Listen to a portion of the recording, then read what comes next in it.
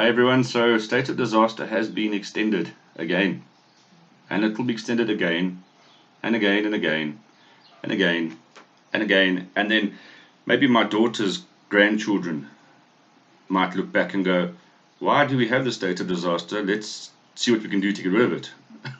So, why do we have a state of disaster?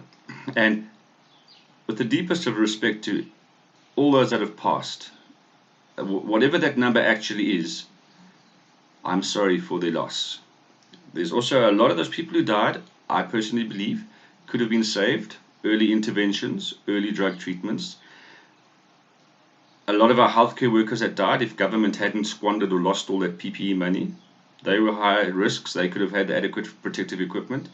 But there are lots of things relating to what I've always spoken about, the government flu. But I want to look at the state of disaster.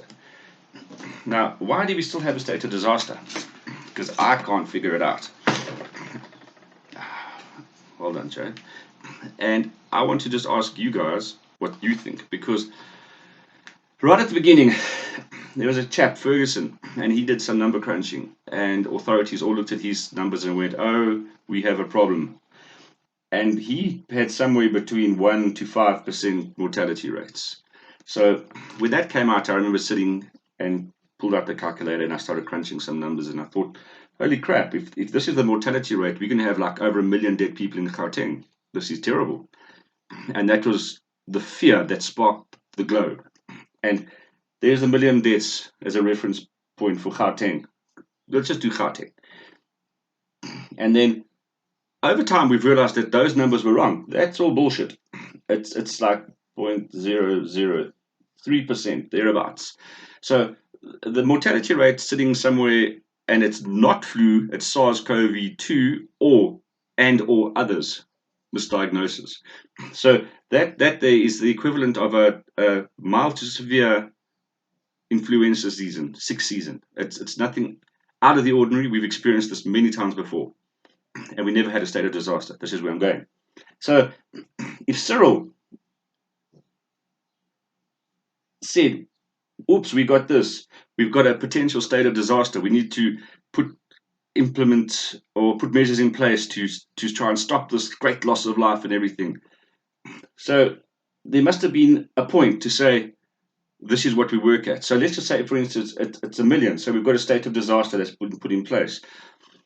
But what are the tangible measurements? What says that a disaster or state of disaster needs to be implemented? There must be a wording or a definition somewhere. We cannot just have a clause in our constitution and in our law that says, I can declare a state of disaster and we'll lock everything down and we'll do the following. Surely there must be a reference period, a reference point saying this constitutes a state of disaster. Because otherwise we'll just be having, every time the ANC aren't happy with something, they could just go, oh, state of disaster because of that, and then just lock it down and change everything they want to. So this is where I'm going, is there must be a reference point. Because I can understand if we had 1 million people potentially dying in Gauteng, we can make it 10 million in South Africa if you want.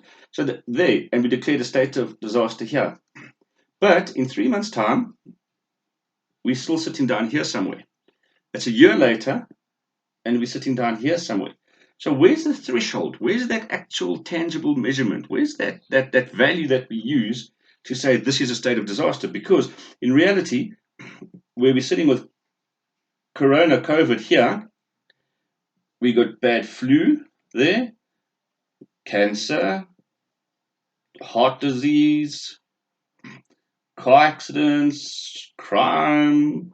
So you see that value there. They all sit in there. So what constitutes COVID being a state of disaster, but all these others not? How can you suddenly say we're going to destroy your economy and do whatever we want based on that, but all these other deaths not? There must be somewhere a threshold.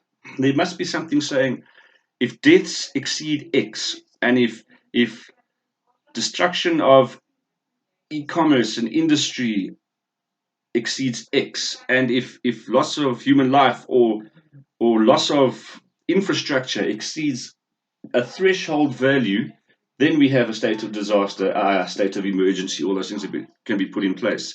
Because where we're sitting at the moment, this state of disaster can run forever. And it doesn't make sense because there is no justification based on the current death rate to say that we've got a state of disaster. And they're going to say it's to save lives and it's to this. But the reality is, we are where we are. People don't wear masks, do wear masks. Has anyone ever got COVID who's always worn a mask? Yes, I know guys who wear their masks religiously, they still got COVID. I know guys who don't ever wear their masks, they don't have COVID. So we've got that there. I want them to remove the state of disaster now. I don't see any point of it because unless they can show us a reference saying X amount of lives or X indicates this is how we lock down and declare a state of disaster. And then once that's locked down, because here's my reckoning, we lock down state of disaster 3 to 5%. That's where it can. Those are the numbers. We thought, shit, boom. After a year now, after 6 months, it should be dropped. But we're hitting a year. There's no way we are remotely near that. We're floundering around here. There is no need for a state of disaster to be in place anymore. In fact, let's say our number of deaths, we're sitting here. Now, that number of deaths is based on a PCR test. The PCR test can be inaccurate. The PCR test has been used incorrectly. It's amplified way too many times. So if we used a proper antigen test or whatever it's called, I'm not a doctor, but if we use a proper test, our COVID numbers could be sitting there then. So there might be that difference there. In fact, if we look at what entails real COVID deaths that should have been treated and what we call government flu with negligence, if we had the proper treatment protocols and things in place and they didn't steal the PPE money and we used ivermectin and chloroquine and free flow oxygen, high free flow oxygen, and all the other things that should have been in place that weren't done, we could have it there. So we're working on an exaggerated number already because, and it's all cause here. Hey, remember, you just have to have a PCR test that says you're positive, and they stick you in this category here. So we could even be sitting lower with regards to what actual COVID deaths are. We don't know. It could be well lower. Thumbs up, or my gut feel is if the PCR test's wrong and we're including all these other causes, we're here and we've got the second wave now. We've just come through it now. That there shouldn't have happened, in my opinion, and there are a lot of contributing factors around that can drive that number down. So then if we come back to here, there's our threshold. We're sitting there on all numbers. That number could actually be there. No reason for a lockdown. There's no justification for lockdown, for state of disaster or anything. Because if every other sick season and all these other mortality indicators here from different things never locked us down before and never stuck us in a state of disaster, why now does this COVID one? If it was there and there and there, sure, I'll be beating your drum and supporting you. But it's not. So can government just tell us what the threshold limit is, what that value is to implement this? Because you can't just say danger, lockdown, and never do it. You can say threat, danger. If it exceeds X value, exceeds the threshold, that's the danger zone there. That's Tom Cruise's zone, danger zone.